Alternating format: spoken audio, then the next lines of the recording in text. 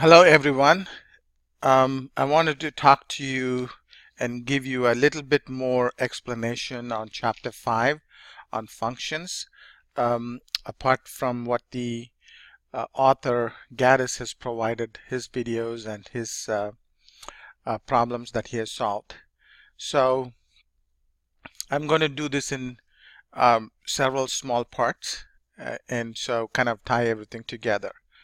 So Chapter 5 deals with functions. And I've already posted under that module for functions all of the examples, the source code for that in the modules. So I have zipped it up and I have uploaded it, so you can kind of run them and to see what each one does. So let's talk about first introduction to functions. A function is a group of statements that exist within a program for the purpose of performing a specific task. So in Chapter 2, we described a simple algorithm for calculating an employee's pay. And in that algorithm, the number of hours worked is multiplied by an hourly rate. A more realistic payroll algorithm, however, would do much more than that. In a real-world application, the overall task of calculating an employee's pay would consist of several subtasks, such as getting the employee's hourly pay rate, getting the number of hours worked, calculating the employee's gross pay, calculating overtime pay, calculating withholdings for taxes and benefits, calculating the net pay, and then printing the paycheck. So most programs perform tasks that are large enough to be broken down into several subtasks.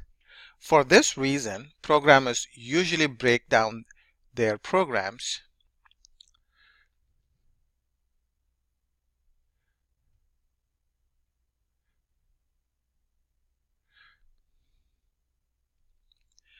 into small, manageable pieces known as functions. A function is a group of statements that exist within a program for the purpose of performing a specific task. Instead of writing a large program as long as sequence of statements, it can be written as several small functions, each one performing. Sorry, I had a pause because I needed to cough. Each one performing a specific part of the task. That is, you're going to break it down to several small functions. These small functions can then be executed in the desired order to perform the overall task.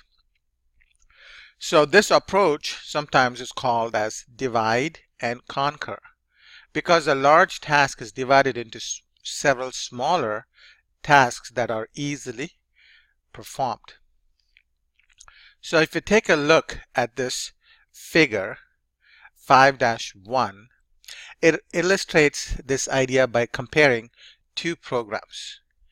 One that uses a long, complex sequence of statements to perform a task, and the other that divides a task into smaller tasks, each of which is performed by a separate function. So when using functions in a program, you generally isolate each task within the program in its own function.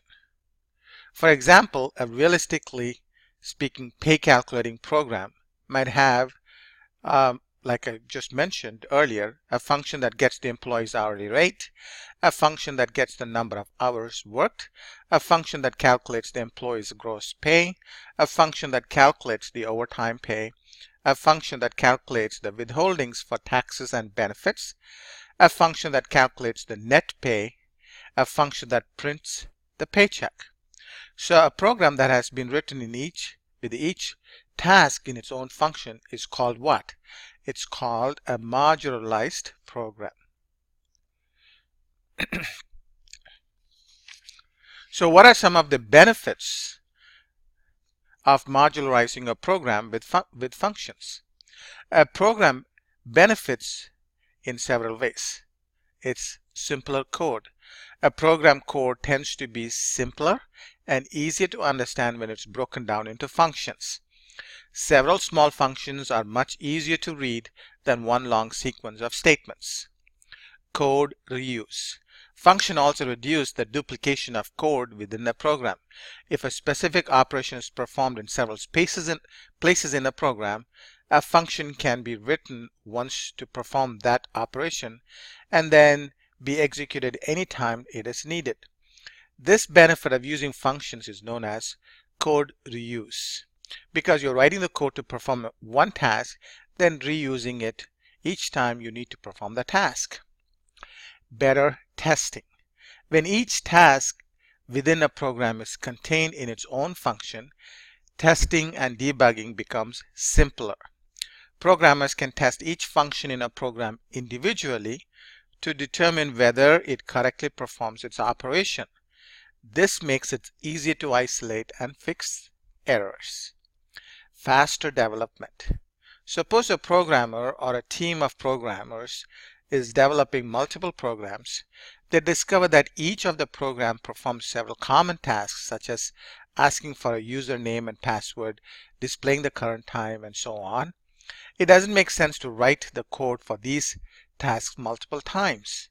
Instead, functions can be written for the commonly needed task, and those functions can be incorporated into each program that needs them. Easier facilitation of teamwork. Functions also make it easier for programmers to work in teams. When a program is developed as a set of functions that each perform an individual task, then different programmers can be assigned the job of writing different functions.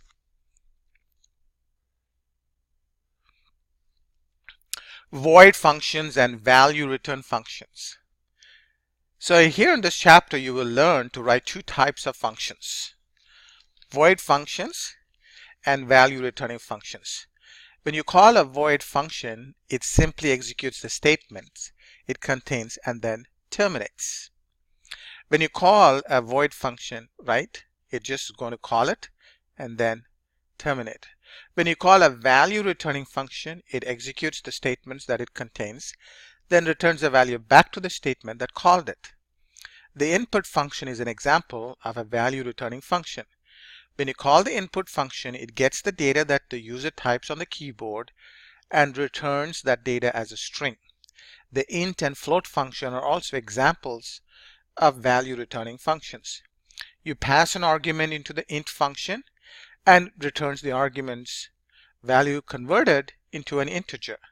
Likewise, you pass an argument of the float function and it returns the argument's value converted to a floating point number.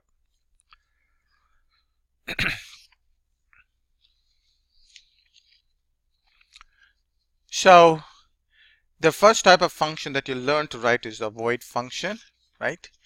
And I'm going to pause here and I'll have you listen to the author's video on defining a calling function. So I'm going to pause and publish this part of it, and then you will listen to the author's video. Then I'll come back and continue with the next part.